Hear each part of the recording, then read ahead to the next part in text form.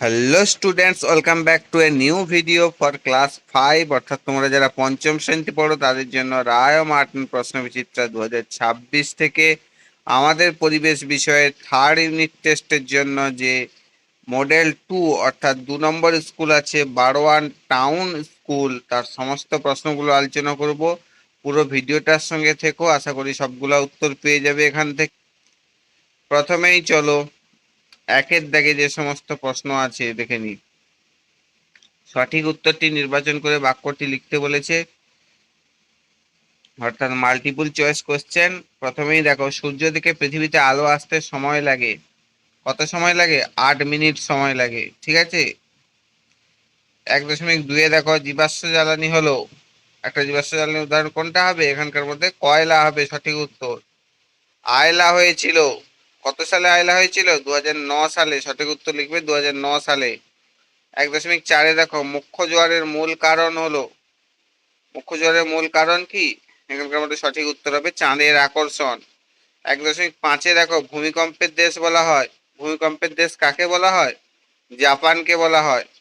1.6-এ দেখো, আগ্নেয়গিরি থেকে কি আসে? লাভা বেরিয়ে আসে। ঠিক আছে। এবার চলো 2-এর দাগে যে সমস্ত প্রশ্নগুলো আছে দেখে নিই। শূন্যস্থান পূরণ করতে বলেছে। অন্যায় দেখলে সবসময় তার ড্যাশ করবে। অন্যায় দেখলে কি করতে হবে? প্রতিবাদ করতে হবে। ঠিক আছে, শূন্যস্থানে প্রতিবাদ লিখবে। 2.2-এ দেখো, পৃথিবীর উপগ্রহের নাম ড্যাশ। পৃথিবীর উপগ্রহের নাম কি? পৃথিবীর একটি মাত্র উপগ্রহ আছে, তার নাম হলো চাঁদ। 2.3-এ দেখো, একই স্থানে জোয়ার ও ভাটার মধ্যে সময়ের পার্থক্য ড্যাশ। একই স্থানে জোয়ার ও ভাটার মধ্যে সময়ের পার্থক্য কত? 6 ঘন্টা 12 মিনিট। 2.4-এ দেখো, পুরুলিয়ার লোকনৃত্যের নাম ড্যাশ। পুরুলিয়ার লোকনৃত্যের নাম কি? ছৌ নাচ। পুরুলিয়ার লোকনৃত্যের নাম ছৌ নাচ। শূন্যস্থানে ছৌ নাচ লিখবে। 2.5-এ দেখো, পালকি ড্যাশ দিয়ে তৈরি। পালকি কি দিয়ে তৈরি হয়? পালকি কাঠ দিয়ে তৈরি হয়। 2.6-এ দেখো, প্রথম রিক্সায় ড্যাশ বয়ে নিয়ে যাওয়া হতো। প্রথমে রিক্সায় কি বয়ে নিয়ে যাওয়া হতো? মালপত্র বয়ে নিয়ে যাওয়া হতো। শূন্যস্থানে মালপত্র লিখবে। ঠিক আছে। এইবারে চলো 3-এর দাগে ঠিক বা ভুল নির্ণয় করতে বলেছে। 3.1-এ দেখো, কয়লা পুড়িয়ে জলবিদ্যুৎ তৈরি হয়। এটা ভুল, কারণ কি? নিচে দেখো দেওয়া আছে তাপ বিদ্যুৎ তৈরি হয়। কয়লা পুড়িয়ে তাপ বিদ্যুৎ তৈরি হয়। 3.2-এ দেখো, বিশালাক্ষীর আম বাগানে প্রায় 3,000 আম গাছ আছে। এটা ঠিক। 3.3-এ দেখো, সূর্যের আলো সোলার প্যানেলে ফেলে বিদ্যুৎ শক্তি তৈরি করা হয়। এটাও ঠিক। জানো নিশ্চয়ই সবাই, যাদের সৌর বিদ্যুৎ যাদের বাড়িতে আছে বা যারা সোলার প্যানেল থেকে বিদ্যুৎ উৎপাদন করা হয়, এটা সবাই জানবে। বা এখন অনেক পথবাতি হয়েছে, দেখবে সোলার প্লেটে বসানো আছে, সেখান থেকে আলো জ্বলে। ঠিক আছে। 3.4-এ দেখো, পৃথিবী এক পাক ঘোরে 23 ঘন্টায়। এটাও ভুল, কারণ প্রায় 24 ঘন্টায় ঘোরে, 23 ঘন্টায় নয় কিন্তু। 3.5-এ দেখো, ধোঁয়াতে কার্বন মনোক্সাইড নামক বিষাক্ত গ্যাস থাকে। এটা কিন্তু ঠিক। কার্বন মনোক্সাইডের সংকেত কি? CO। বা 3.6-এ দেখো, কলা পেঁপে শক্ত কাণ্ডের গাছ। এটা ভুল, কারণ কলা পেঁপে কি? এগুলো নরম কাণ্ডের গাছ, শক্ত নয়, খুব সহজেই কাটা যায়। এবার চলো 4-এর দাগে যে সমস্ত প্রশ্নগুলো আছে দেখে নিই। বলেছে একটি বাক্যে উত্তর দিতে। 4.1-এ দেখো, পথের পাঁচালীর লেখক কে? পথের পাঁচালীর লেখক বিভূতিভূষণ বন্দ্যোপাধ্যায়। পথের পাঁচালী উপন্যাসের তাহলে লেখক কে? বিভূতিভূষণ বন্দ্যোপাধ্যায়। ঠিক আছে। 4.2-এ দেখো, একটি প্রচলিত শক্তির নাম লিখতে বলেছে। একটি প্রচলিত শক্তির নাম হলো কি? কয়লা হবে। এছাড়াও কি হতে পারে? ব্র্যাকেটে দেওয়া আছে দেখো, বা খনিজ তেল হতে পারে, জলবিদ্যুৎ হতে পারে। 4.3-এ দেখো, ভুটানের ঝালংয়ে আছে কোন বিদ্যুৎ কেন্দ্র? ভুটানের ঝালংয়ে কোন বিদ্যুৎ কেন্দ্র আছে? ভুটানের ঝালংয়ে এটা জল চাকা হবে না, সরি, এটা একটু মিস্টেক হয়েছে। এটা জল ঢাকা হবে কিন্তু। এটা জল ঢাকা হবে, জল চাকা নয়। জল ঢাকা জলবিদ্যুৎ কেন্দ্র আছে। ঠিক আছে, ঢয়াকার হবে। এবার 4.4-এ দেখো, মরা কোটাল কোন তিথিতে হয়? মরা কোটাল কৃষ্ণপক্ষ শুক্লপক্ষের অষ্টমী তিথিতে মরা কোটাল হয়। ঠিক আছে, মনে রাখবে কৃষ্ণপক্ষ শুক্লপক্ষের অষ্টমী তিথিতে মরা কোটাল হয়। 4.5 দেখো একটি পরিবেশ বান্ধব যানবাহনের নাম লিখতে বলছে, অর্থাৎ পরিবেশের কোনো দূষণ ঘটায় না বা পরিবেশের কোনো ক্ষতি করে না, এরকম পরিবেশ বান্ধব একটি যানবাহন কি? একটি পরিবেশ বান্ধব যানবাহনের নাম হলো সাইকেল বা রিক্সা হতে পারে। ঠিক আছে। 4.6 দেখো কোন দেশে প্রথম কাগজ তৈরি হয়? এটা নিশ্চয়ই জানো, আগেও পড়েছো, চীন দেশে প্রথম কাগজ তৈরি হয়। ঠিক আছে। এবার চলো মিলকরণ করাতে বলছি 5 দাগে। এখানে বাম স্তম্ভ ডান স্তম্ভের সঠিক মিল দেওয়া হলো। এখানে অ্যান্সারটা সোজা সোজা করা আছে, দেখে নেবে অ্যান্সারটা জাস্ট। 5.1 দেখো জেব্রা ক্রসিং ডান স্তম্ভের চয়েরটার সঙ্গে মিলছে সাদা কালো রাস্তা। ঠিক আছে। 5.2 দেখো ধূমকেতু ডান স্তম্ভের ঘয়েরটার সঙ্গে মিলছে শুমেকার লেভি। 5.3 দেখো তরল সোনা, সেটা ডান স্তম্ভের ছয়েরটার সঙ্গে মিলছে পেট্রোলিয়ামকে তরল সোনা বলা হয়। 5.4 দেখো বিষাক্ত গ্যাস, সেটা ডান স্তম্ভের ওয়াটটার সঙ্গে মিলছে কার্বন মনোক্সাইড। 5.6 দেখো হুইয়া, হুইয়া কি এক প্রকার? হুইয়া হচ্ছে ডান স্তম্ভের কয়েকটার সঙ্গে মিলছে পাখি। 5.6 দেখো প্রাচীনকালের যানবাহন, ডান স্তম্ভের ক্ষয়েরটার সঙ্গে মিলছে পালকি। 5.7 দেখো পানসি, পানসি কি? ডান স্তম্ভের গড়টা পড়ে আছে বা গড়টা অবশিষ্ট আছে, গড়টার সঙ্গে মিলছে এক প্রকার নৌকা। ঠিক আছে, ভালো করে দেখে নেবে এটা। এবার 6 দাগে দেখো অতি সংক্ষিপ্ত উত্তর দিতে বলেছে। 6.1 দেখো অপ্রচলিত শক্তির দুটি উদাহরণ দাও। একটু আগে যেটা পড়েছো প্রচলিত পড়েছো, এখানে অপ্রচলিত বলেছে সৌরশক্তি এবং বায়ু শক্তি। 6.2 দেখো কোন কোন গ্যাসগুলি বৃষ্টির জলে মিশে অ্যাসিড বৃষ্টি তৈরি করে? সালফার ডাই অক্সাইড এবং নাইট্রোজেনের বিভিন্ন অক্সাইড গ্যাস। ঠিক আছে। 6.3 দেখো হরপাবান কাকে বলে? পার্বত্য অঞ্চলে মেঘ ভাঙা বৃষ্টির ফলে হঠাৎ সৃষ্টি প্রবল ও ক্ষণস্থায়ী বন্যাকে হরপাবান বলা হয়। পাশে একটা ছবিও দেওয়া আছে দেখো, হঠাৎ মেঘ থেকে প্রবল বৃষ্টি হয় বা মেঘ ভাঙা বৃষ্টি যাকে বলা হয়। এই মেঘ ভাঙা বৃষ্টির ফলে পার্বত্য অঞ্চলে যে বন্যার সৃষ্টি হয় তাকে হরপাবান বলা হচ্ছে, অর্থাৎ প্রচন্ড জলের স্রোতে জল প্রবাহিত হতে থাকে। 6.4 দেখো দুটি প্রাকৃতিক দুর্যোগের নাম লিখতে বলেছে, একটা ভূমিকম্প আর একটা কি ঘূর্ণিঝড়। এবার 6.5 দেখো বন থেকে আমরা কি কি পাই? এটা নিশ্চয়ই জানো, বন থেকে আমরা কাঠ পাই, মধু পাই, মোম পাই, ফলমূল পাই, আর কি পাই? গাছ আমাদের কি দেয়? অক্সিজেন দেয়, অক্সিজেন পাই। এবার 6.6 দেখো সৌরশক্তিকে চলে এমন কয়েকটি জিনিসের নাম লিখতে বলেছে। সোলার কুকার চলে, অর্থাৎ রান্না হয় সোলার কুকারের দ্বারা। সোলার ক্যালকুলেটরও আছে, সৌরশক্তির সাহায্যে চলে। সোলার লণ্ঠন আছে, মানে অনেক ওই ইমার্জেন্সি লাইট যাকে বলা হয়, দেখবে সোলার এর হয়, অর্থাৎ সূর্যের দ্বারা চার্জ করা যায়। 6.7 দেখো সূর্যগ্রহণ কাকে বলে? পৃথিবী ও সূর্যের মাঝে চাঁদ এসে যখন সূর্যকে ঢেকে দেয় তখন তাকে সূর্যগ্রহণ বলছে। মানে মাঝখানে যখন চাঁদ চলে আসে তখন কি হচ্ছে, আলোটা পৃথিবীতে আর পৌঁছায় না, চাঁদের ছায়াটা পৃথিবীর উপর পড়ে, তখন তাকে সূর্যগ্রহণ বলা হয়। ঠিক আছে।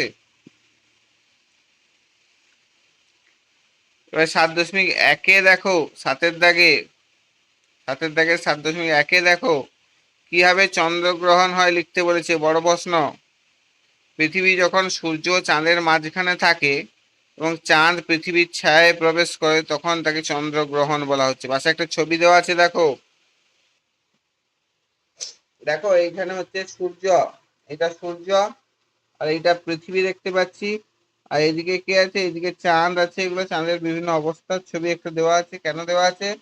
সূর্য, আমরা কি জানি চাঁদের নিজস্ব কোনো আলো নেই, সূর্যের আলো দ্বারা আলোকিত হয় চাঁদ। যখন এই সূর্য আর চাঁদের মাঝখানে পৃথিবী যখন চলে আসে কি হচ্ছে, সূর্যের আলোটা সরাসরি পৃথিবীর উপর পড়ছে, কিন্তু কি হচ্ছে উল্টো পাশে চাঁদ থাকায় কি হচ্ছে ছায়া সৃষ্টি হচ্ছে।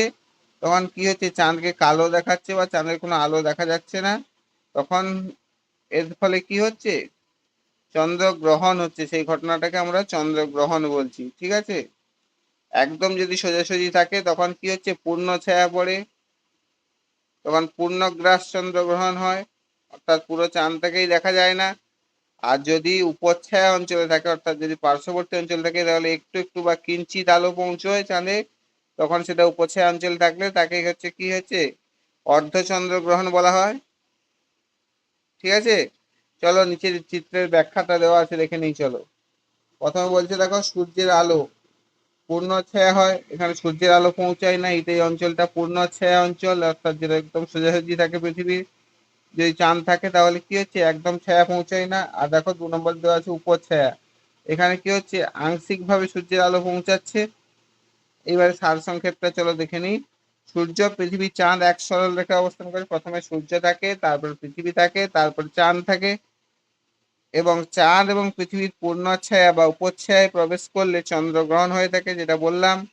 যদি চাঁদ পূর্ণ ছায়ায় সম্পূর্ণ প্রবেশ করে, অর্থাৎ যদি একদম পৃথিবীর সোজাসুজি থাকে, অর্থাৎ পূর্ণ ছায়ায় যদি সম্পূর্ণ প্রবেশ করে, তাহলে কি হয়? তখন পূর্ণ চন্দ্রগ্রহণ হয়। আর আংশিক প্রবেশ করলে আংশিক চন্দ্রগ্রহণ বা অর্ধ চন্দ্রগ্রহণ হয়, অর্থাৎ উপচ্ছায়া অঞ্চলে যদি থাকে, একদম সোজাসুজি না থাকে, কিছুটা যদি সাইডে থাকে, তাহলে কি হচ্ছে? অর্ধ চন্দ্রগ্রহণ বা আংশিক চন্দ্রগ্রহণ হচ্ছে। ঠিক আছে, আশা করি বুঝতে পেরেছো। এবার 7.2-এ দেখো, শিশুদের 3টি অধিকার লিখতে বলেছে। এটা আগের স্কুলেও পড়েছো, আগের ভিডিও দেখে আসতে পারো। চলো তাও দেখে নিই। শিশুদের 3টি মৌলিক অধিকার নিচে দেওয়া হলো। একটা হচ্ছে বেঁচে থাকার ও সুস্বাস্থ্যের অধিকার আছে। প্রতিটি শিশুর পুষ্টিকর খাদ্য, নিরাপদ বাসস্থান এবং চিকিৎসার সুযোগ পাওয়ার অধিকার রয়েছে। 2 নম্বরে কি আছে? শিক্ষার অধিকার। কোনো বৈষম্য ছাড়া প্রাথমিক ও প্রয়োজনীয় শিক্ষা লাভ করা শিশুর একটা প্রধান অধিকার। এবার 3 নম্বরে কি আছে? সুরক্ষা পাওয়ার অধিকার। সব ধরনের শারীরিক ও মানসিক নির্যাতন, শিশু প্রেম এবং শোষণ থেকে সুরক্ষিত থাকার অধিকার আছে। ঠিক আছে, নিচে একটা উপসংহার দেওয়া আছে, দেখো, শিশুরা আমাদের ভবিষ্যৎ, তাদের অধিকার রক্ষা করা আমাদের সকলের দায়িত্ব ও কর্তব্য। ঠিক আছে, এটা ভালো করে পড়বে, কোশ্চেনটা পরীক্ষায় আসতে পারে। শিশুদের 3টি মৌলিক অধিকার। এবারে চলো 7.3-এ যে প্রশ্নটি আছে, জলচক্র সম্পর্কে লিখতে বলেছে। পৃথিবীর জল সবসময় ঘুরে ঘুরে চলে, একে জলচক্র বলা হয়। এটা একটা সোজা কথায় বলেছি, পৃথিবীর জল সবসময় ঘুরে ঘুরে চলে, একে জলচক্র বলে। তা কিভাবে হচ্ছে চলো দেখে নি। প্রথমে কি হচ্ছে? বাষ্পীভবন হচ্ছে, অর্থাৎ সমুদ্রে বা নদীতে জল আছে। ছবিতে দেখো, দেখাচ্ছি। জল আছে, সেই জল কি হচ্ছে? এই সূর্যের তাপের ফলে বাষ্পীভূত হয়ে উপর দিকে উঠছে, বাষ্পীভবন হচ্ছে। এখানে লেখা আছে দেখো, সূর্যের তাপে সমুদ্র, নদী, হ্রদ ইত্যাদি জল বাষ্পীভূত হয়ে উপরে উঠছে। এবার 2 নম্বরে কি আছে? ঘনীভবন হচ্ছে। দেখো ছবিতে দেখো, ঘনীভবন, উপরে ঠান্ডা বাতাসে জলীয় বাষ্প ছোট ছোট ফোঁটায় পরিণত হয়ে মেঘ তৈরি হচ্ছে, যাকে ঘনীভবন বলছি আমরা। 3 নম্বর স্টেপে কি হচ্ছে? বৃষ্টিপাত হচ্ছে। সেই মেঘের ফোঁটা কি বড় ভারী হয়ে বৃষ্টিপাত, তুষার বা শিলাবৃষ্টি হিসেবে নিচে পড়ছে। ঠিক আছে, এই যে 3 নম্বর ছবিতে দেখো, 3 নম্বরে কি হচ্ছে? মেঘ তো হলো, মেঘ থেকে এবারে কি বৃষ্টিপাত আকারে নিচে পড়ছে। এবার 4 নম্বরে দেখো, প্রবাহ সঞ্চয় হচ্ছে। সেই বৃষ্টির জল কি হচ্ছে? মাটি দিয়ে গড়িয়ে নদী নালা বয়ে সমুদ্রে, নদী হ্রদে জমা হচ্ছে। সেই বৃষ্টির জলকে আবার গড়িয়ে এসে নদী নালা দিয়ে সমুদ্রে আসছে। এবারে কি হচ্ছে? 5 নম্বরে দেখো, পুনরায় বাষ্পীভবন হচ্ছে। আবার সেই জল কি হচ্ছে? পুনরায় চক্রাকারে সূর্যের তাপে আবার সমুদ্র থেকে বাষ্পীভবন হচ্ছে। এখানে পুনরায় বাষ্পীভবন হচ্ছে। এর ফলে কি হচ্ছে? জমা জল আবার সূর্যের তাপে বাষ্পীভূত হয়ে উপরে উঠে যায়। চক্রটি এভাবেই চলতে থাকে। আবার বাষ্পীভূত হয়ে উপরে উঠবে, আবার মেঘ তৈরি হবে, আবার ঘনীভূত হবে, আবার বৃষ্টিপাত হবে, আবার সমুদ্র, নদী নালা দিয়ে গড়িয়ে সমুদ্রে আসবে, আবার কি হচ্ছে? আবার সূর্যের তাপে বাষ্পীভূত হয়ে উঠবে। এইভাবে জলের যে চক্রাকার আবর্তন, তাকে জল চক্র বলা হচ্ছে। ঠিক আছে, বুঝতে পেরেছি আশা করি। না যদি বুঝতে পারো কমেন্টে অবশ্যই জানাবে। এবারে 7.4-এ দেখো, ভূমিকম্প আমাদের কি কি ক্ষতি হতে পারে। ভূমিকম্পে আমাদের কি কি ক্ষতি হতে পারে, আর তার জন্য আমাদের কি কি সাবধানতা অবলম্বন করতে হবে। চলো প্রথমেই দেখে নিই ভূমিকম্পের ফলে ক্ষয়ক্ষতি কি হয় বা ক্ষতি কি কি হয়। 1 নম্বরে ঘর বাড়ি ধ্বংস হয়। প্রাকৃতিক ছবি দেওয়া আছে দেখো, কাঁচা ও দুর্বল বাড়ি ঘর, বহুতল ভবন এবং সেতু ভেঙে পড়ে। 2 নম্বরে কি হতে পারে? প্রাণহানি হতে পারে। পাশে একটা স্কেচ ছবি দেওয়া আছে দেখো, ভেঙে পড়া ধ্বংসস্তূপের নিচে চাপা পড়ে বহু মানুষ ও জীবজন্তু মারা যায়। 3 নম্বরে দেখো ভূমিরূপের পরিবর্তন হবে, অনেক সময় নদীর গতিপথ বদলে যায় এবং রাস্তায় ফাটল ধরে যোগাযোগ ব্যবস্থা বিচ্ছিন্ন হয়।